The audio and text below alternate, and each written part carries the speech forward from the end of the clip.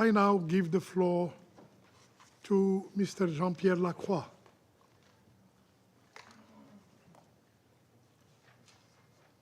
Mr. President and members of the Security Council, I thank you for the opportunity to brief on the situation with respect to UNIFIL. I will commence with that brief on UNIFIL, and after this briefing, I believe General Gauchat will brief on UNDOF.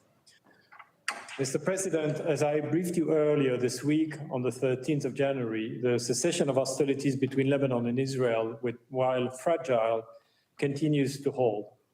During the ongoing visit to Lebanon of the United Nations Secretary General, I had the opportunity to visit the UNIFIL area of operation earlier today with the Secretary General, of course, and we saw firsthand the situation on the ground. We also met with the Lebanese Armed Forces and with the caretaker Prime Minister in Beirut.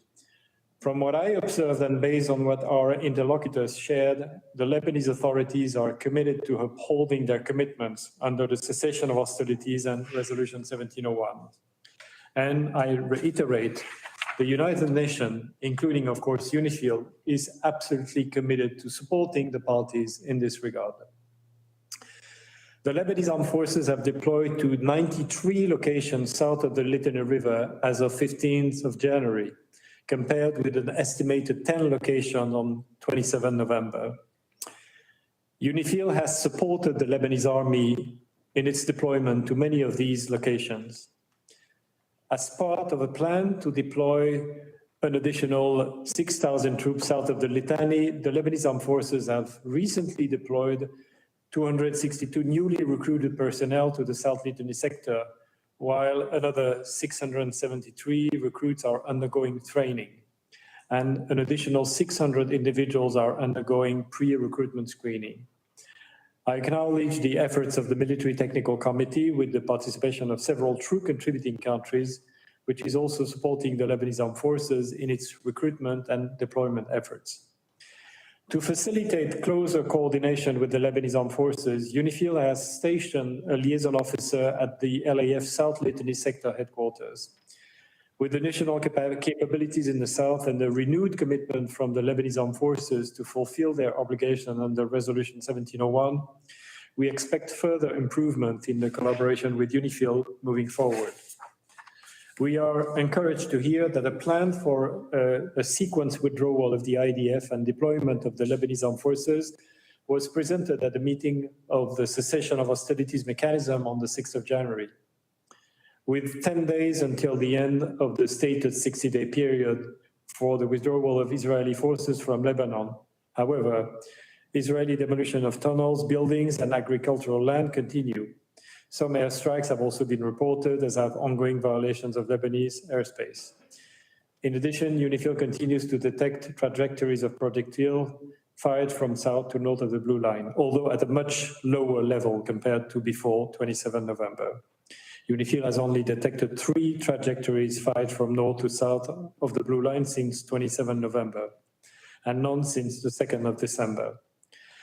Noting that the Israel Defense Forces has stated that its actions are targeting Hezbollah assets and personnel, the continued presence of the Israeli Defense Forces in Lebanon is a violation of Resolution 1701. We urge the Israeli Defense Forces to withdraw from Lebanese territory, and certainly by the end of the period envisaged in the announcement of the cessation of hostilities.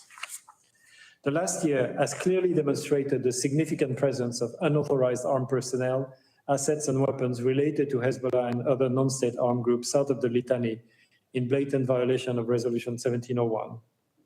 Encouragingly, the Lebanese Armed Forces have shown increased resolve in dealing with these in recent weeks. The mission has itself located 116 caches of weapons and ammunition, including rocket-propelled grenade launchers, rockets, anti-tank mines, and rifles. It has also observed some potential tunnel and Hezbollah sites. In all these instances, UNIFIL has informed the Lebanese Armed Forces for their appropriate action. It is vital that the Lebanese authorities continue to actively fulfill their commitment under the Cessation of Hostilities Agreement and Resolution 1701. The Secretary General will, of course, underscore this message in his meetings with Lebanon's newly elected president, Speaker of Parliament, and designate Prime Minister in Beirut tomorrow. At the same time, UNIFIL is adjusting its posture and operational activities to support the cessation of hostilities in line with its mandate under Resolution 1701. And we certainly hope that with the new political dynamics, new political setup in Lebanon, more space and political support will be forthcoming to UNIFIL as we move forward for the force to fully fulfill its mandate. The mission is working with United Nations headquarters and troop contributing countries to deploy strengthened capacities in the areas of mine clearance, unexploded ordnance disposal, and engineering to clear roads and facilitate a return to full patrolling and monitoring functions across the area of operations. Meanwhile, UNIFIL is stepping up its operational activities in areas where the security situation allows. These include areas further north of the Blue Line in Sector West. UNIFIL is now conducting an average of 50 operational activities and 28 logistic activities per day, compared with just 16 per day in total before 27 November. And UNIFIL would further strengthen and expand its operations. The mission will also seek to utilize technology to enhance its monitoring capacities along the Blue Line and throughout its area of operation. The acceptance by the parties of the use of technology in this regard will be testament to their continued commitment to uphold the cessation of hostilities and take real steps towards the full implementation of Resolution 1701. Furthermore, UNIFIL is continuously developing and fine-tuning its public messages to address mis- and disinformation and to bolster public understanding of its mandated function as part of an increasingly robust strategic communication strategy. Mr. President, UNIFIL monitors and reports on violations of Resolution 1701, and we will continue to report on such violation to this Council. With respect to the mechanism chaired by the United States with the participation of France, we urge the parties to utilize this forum as a means to resolve outstanding issues through coordination rather than unilateral action. In consultation with the parties, the US and France, UNIFIL is sharing information related to violations of Resolution 1701 with the mechanism with the consent of the parties. Critical to supporting the full implementation of Resolution 1701 is the mission's unrestricted freedom of movement and full access throughout its area of operations. Currently, 7 weeks since the cessation of hostilities came into effect, most contingents often remain confined to base and on occasion must seek shelter in bunkers due in particular to nearby IDF military activity or IDF advisory for UNIFIL to take shelter for their safety and security.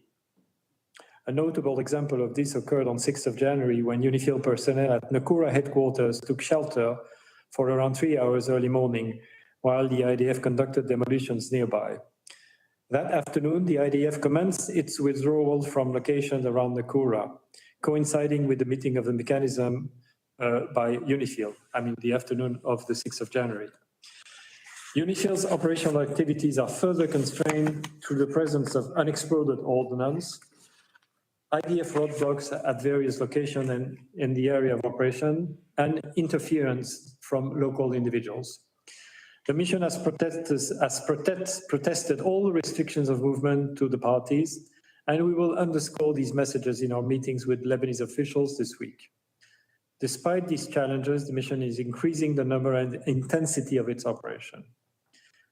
As the IDF has been replying to few, if not very few, of the mission's requests for deconfliction, the mission has adjusted to a notification system for critical operational and logistics movement.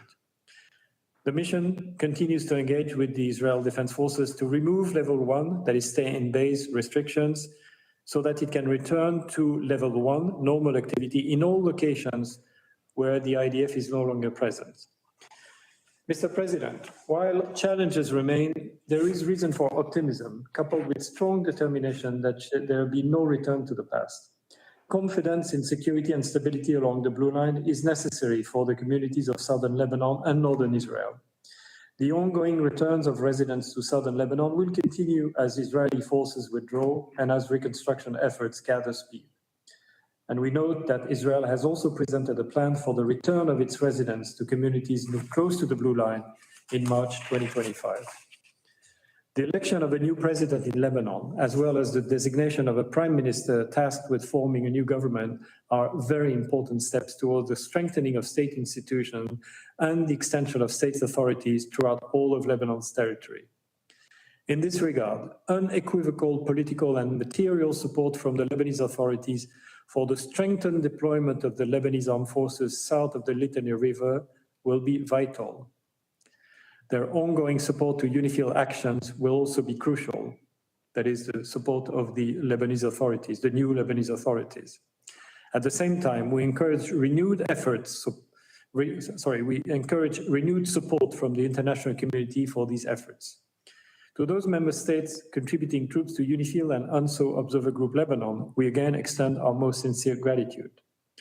Mr. President, members of the Security Council, General Gosha, who is serving temporarily as an acting head of mission and force commander of UNDOF until the deployment of Major General Anita Hasma in February, will now be briefing on the situation in the UNDOF area of operation.